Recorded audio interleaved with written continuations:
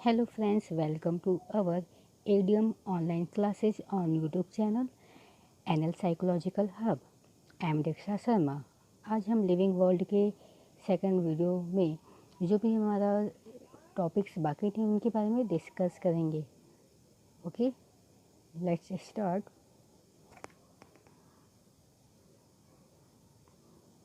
इसमें diversity in the living world उसे सबसे पहला है बायोडाइवर्सिटी।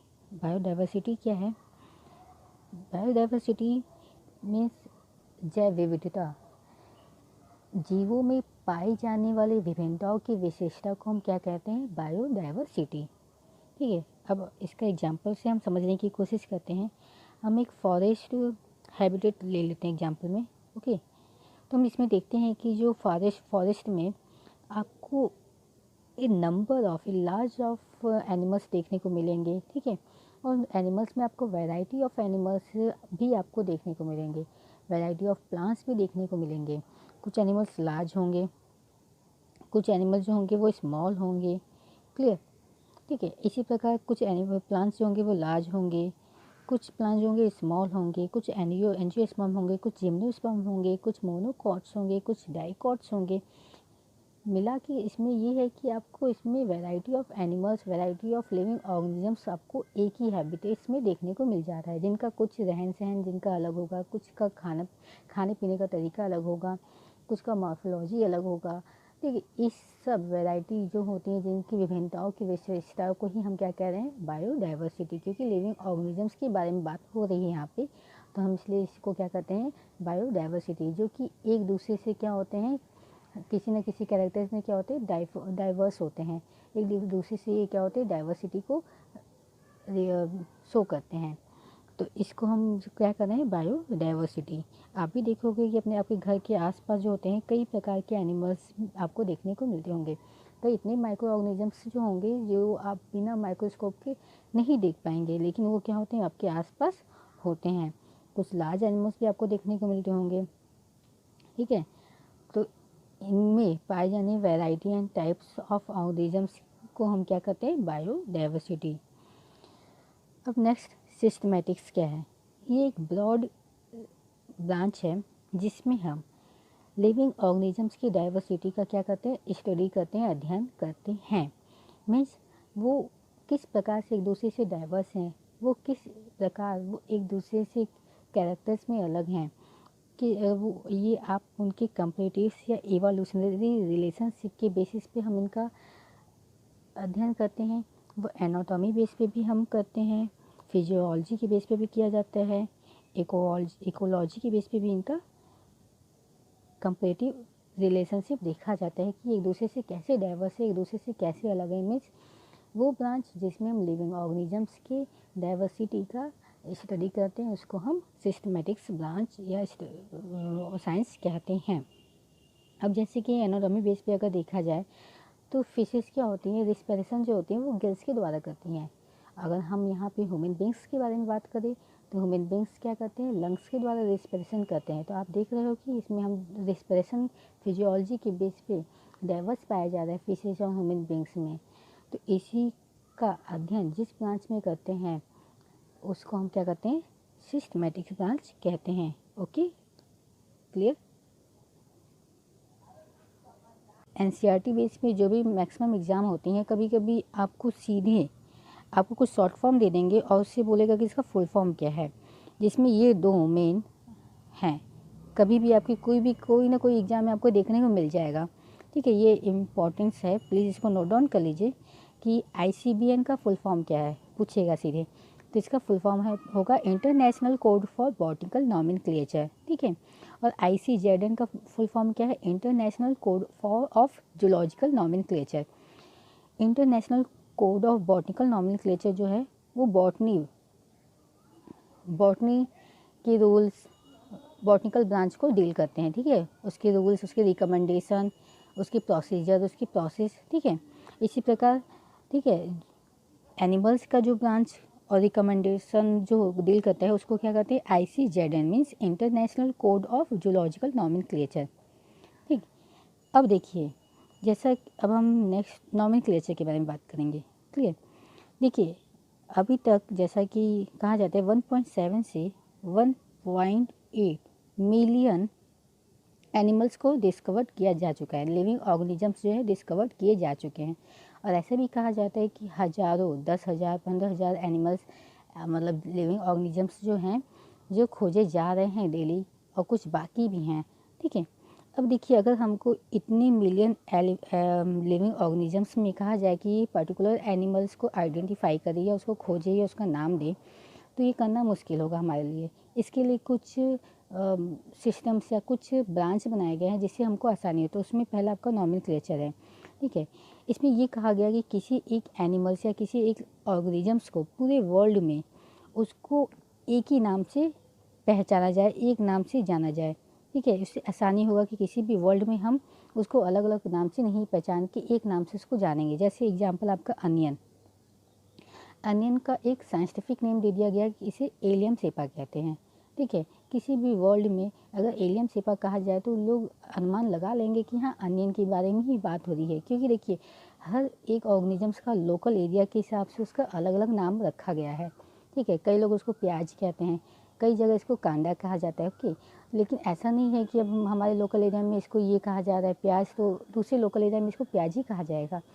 इसलिए लेकिन पूरे वर्ल्ड में अब अलग अलग जगह पे अलग अलग नाम रखने से प्रॉब्लम्स हो सकती हैं, आइडेंटिफाई करने में प्रॉब्लम्स होगी। तो लेकिन पूरे वर्ल्ड में अगर एक नाम इसका फिक्स कर दिया जाए, जिसे हम साइंटिफिक नेम कहते हैं एलियम सेपा, बोलने पर तो लोग समझ जाएंगे कि हाँ अनियन के बारे में ही यहाँ बात की जा रही है, डिस्कस की जा रही है। इसी प्रकार मैंगो, ठीक है, इसका साइंटिफिक नेम है मैग्नीफेरा इंडिका।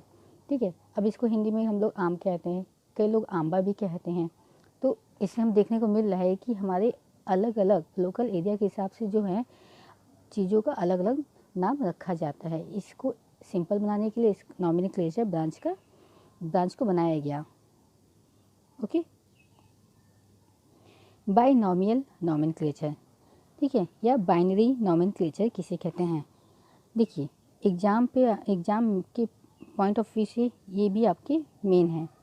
ठीक है, क्योंकि सीधे ये क्वेश्चन फ्रेम हो सकता है कि बाइनॉमियल नॉमेनक्लेचर का डिस्कवर्ड किसने किया या आविष्कार किसने किया या ये नाम किसने दिया। कोई भी कैसे भी पूछे आपका आंसर कैरोलस लिनियस होगा। क्लियर, ठीक है। अब इन्होंने इसमें क्या कहा, इन्होंने ये कहा था कि कोई भी ऑर्गेनिजम्स का या किसी का नाम जो होगा वो दो कंपोनेंट से मिलकर बना होगा। क्लियर, पहला होगा जेनेरिक नेम, ठीक है, और दूसरा होगा स्पेसिफिक एपिथेट।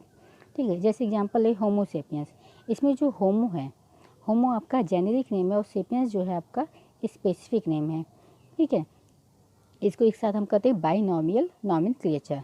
ठीक है, इसी प्रकार पेरीप्लेनेटा अमेरिकाना, इसको हम लोग जानते हैं कॉकरोच कहते हैं। ठीक है, तो इसका स्पेसिफिक बाइनॉमियल नॉमेनक्लेचर में इसका नाम है पेरीप्लेनेटा अमेरिकाना। मॉस्का डोमेस्टिका, इसको हम कहते हैं हाउस फ्लाई। ठीक है, हाउस फ्लाई कहते हैं।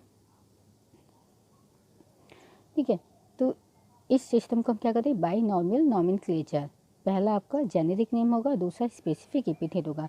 ठीक है, एग्जाम में आपको ये भी पूछ सकता है कि जेनेरिक नेम की जगह आपको जीनस लिखा होगा, वहाँ पे कंफ्यूज मत होइएगा, वहाँ जेनेरिक जहाँ लिखा होगा उसी को आप लगाइएगा। क्लियर, अब देखिए नेक्स्ट क्लासिफिकेशन।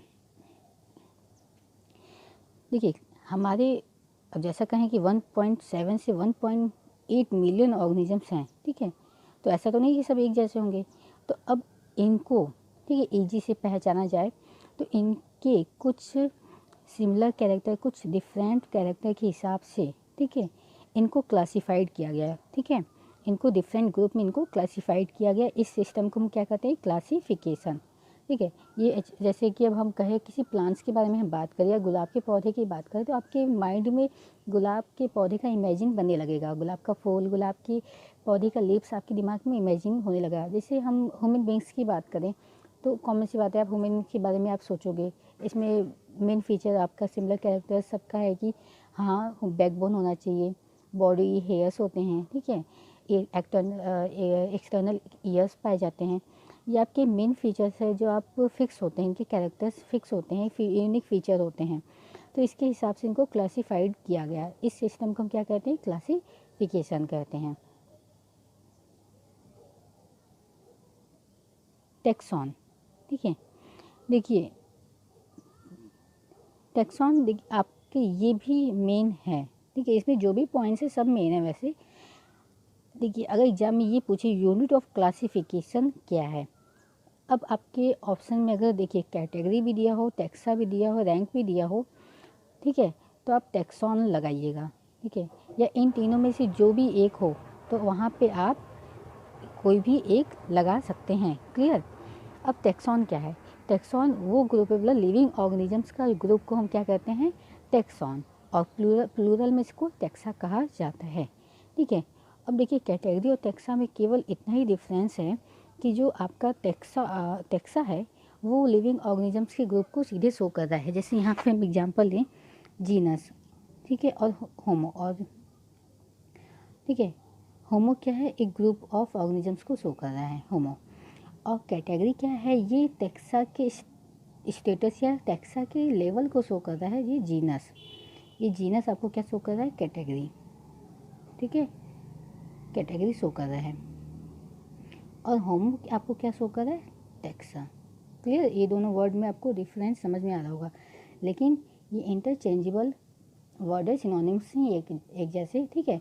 टैक्सा जो कि लिविंग ऑर्गेनिजम्स के ग्रुप को शो कर रहा है, और कैटेगरी जो है पार्टिकुलर टैक्सा के लेवल्स या उसके स्टेटस को शो कर रहा है, ठीक है।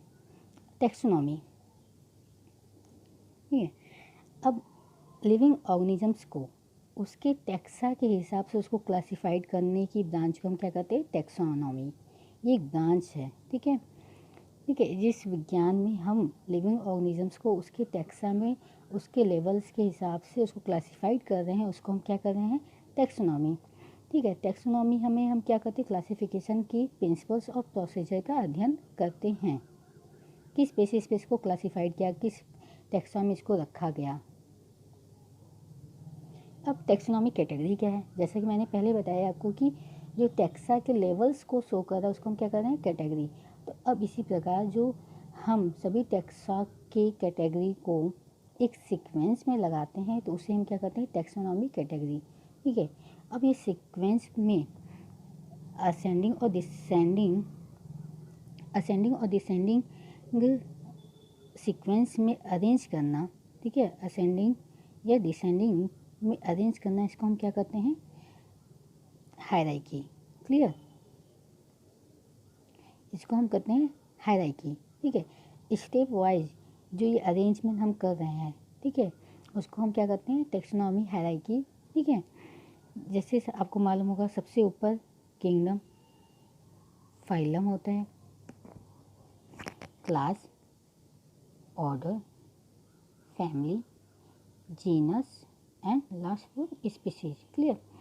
देखिए अब ये डिफरेंट कैटेगरी हैं, ये सब किंगडम हो गया, फाइलम हो गया, क्लास हो गया, ऑर्डर हो गया, फाइलम हो गया, जीनस एंड स्पीसीज। ये सब कैटेगरी एक अलग अलग टैक्सा को शो करते हैं। क्लियर। अलग अलग लिविंग ऑर्गेनिजम्स के ग्रुप को शो करते हैं। ये जो सीक्वेंस है वो असेंडिंग ऑर्डर में, ठीक है, या डिसेंडिंग ऑर्डर में इसको अरेंज हम कर सकते हैं। तो इस असेंडिंग और डिसेंडिंग ऑर्डर में अरेंज करने को क्या कहते हैं? टैक्सोनॉमी हायरार्की, ठीक है। यहाँ पे भी आप देख रहे हो किंगडम सबसे ऊपर है। क्यों सबसे ऊपर क्यों है? क्योंकि यहाँ पे ये सबसे लार्जेस्ट टैक्सा है, ठीक है। लार्जेस्ट टैक्सा क्या है? किंगडम है। और सबसे स्मॉलेस्ट टैक्सा क्या है? स्पीसीज है। इसको सबसे लोअर या सबसे नीचे रखा गया है। क्लियर, ठीक है। अब देखिए ये असेंडिंग ऑर्डर में है, पहले स्पीसीज, फिर जीनस, फिर फैमिली, फिर ऑर्डर, फिर क्लास, फिर फाइलम डिवीजन और नेक्स्ट किंगडम। यहाँ पे हम असेंडिंग नीचे से ऊपर की ओर जा रहे हैं, तो ये जो हायरार्की है वो असेंडिंग ऑर्डर में रखा गया है, ठीक है। और आप इसको एक कोड से भी याद कर सकते हैं। अगर आपको सीक्वेंस याद नहीं हो रहा है तो king plays chess on fine green silk, के किंगडम को शो कर रहा है, प्ले पी जो है आपको फाइलम को शो कर रहा है, चेस आपका सी क्लास को शो कर रहा है, ऑन ओ आपको order, F family, G genus and S species. As you wish, आपको जैसे याद हो जाए, मगर ये सीक्वेंस याद करना आपके लिए इम्पोर्टेंस है, ठीक है। क्योंकि कभी कभी सीक्वेंस भी पूछ सकता है कि ऑर्डर के बाद ये गैप करेगा फैमिली को, फैमिली को गैप कर देगा, आपसे पूछेगा ऑर्डर जीनस के बीच में क्या कौन सी टैक्स आएगा या कौन से कैटेगरी आएगा, तो वहाँ पे आप क्या लगाओगे, फैमिली। ठीक है, ऑर्डर जीनस के बीच में फैमिली टैक्सा होती है। सीक्वेंस आप प्लीज़ याद कर लीजिएगा, ये भी इम्पोर्टेंट होती हैं। ये सब किसी भी एग्जाम में आपको पूछ सकता है कि एक सीक्वेंस या एक टैक्सा गैप करके इसके बाद कौन सी टैक्स आएगी, इसके बाद कौन सा कैटेगरी आएगा, तो प्लीज़ सीक्वेंस आपका याद कर लीजिएगा। देखिए अब यहाँ पे बस आपको ये डेफिनेशन एक एक लाइन दे दिया गया कि स्पीसीज़ क्या होती है। तो स्पीसीज़ क्या होती है कि नंबर ऑफ इंडिविजुअल्स, ठीक है, जो इंटरब्रीड कर सके, ठीक है, उनको हम स्पीसीज़ कहते हैं। जो सेम ग्रुप ऑफ इंडिविजुअल्स होते हैं जो एक दूसरे से इंटरब्रीड कर सके, ठीक है, फर्टाइल कर सके, ठीक है, लिविंग यंगर वंस को प्रोड्यूस कर सके, कैपेसिटी जिसमें होती है, उनको स्पीसीज़ कहते हैं। अ ग्रुप ऑफ स्पीसीज़ को हम जीनस कहते हैं। एक ग्रुप ऑफ जीनस को हम फैमिली कहते हैं, जो कि मेनी कैरेक्टरिस्टिक्स को शेयर करते हैं।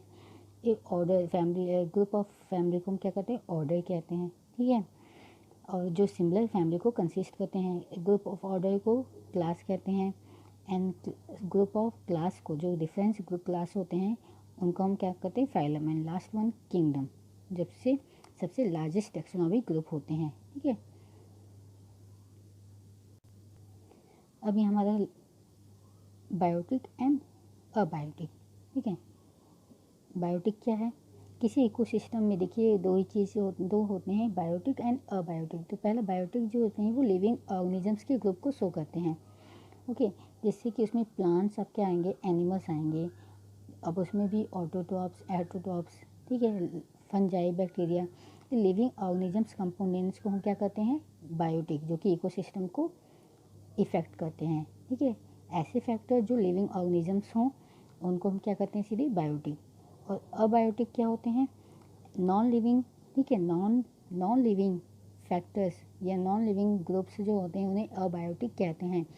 वो केमिकल हो सकते हैं, फिजिकल फैक्टर्स भी हो सकते हैं, जो किसी इकोसिस्टम को क्या करते हैं, इफ़ेक्ट करते हैं। ठीक है, यहाँ पे आपका भी एग्जांपल देख सकते हैं आप, plants, animal, bacteria, fungus and protist जो होते हैं वो लिविंग थिंग्स में रखे गए हैं, जिन्हें हम कहते हैं बायोटिक। एंड अबायोटिक में आपके नॉन लिविंग थिंग्स को रखे गए हैं, जैसे water, soil, air, light, rock. Okay, ये हमारे अबायोटिक में आते हैं। आई होप आपको सभी पॉइंट्स क्लियर हो चुके होंगे। ठीक है, मैंने पूरी कोशिश की कि आपको सिंपल से सिंपल वे में आपको समझा सकूं। So thank you for watching my video and be careful, be safe, bye bye.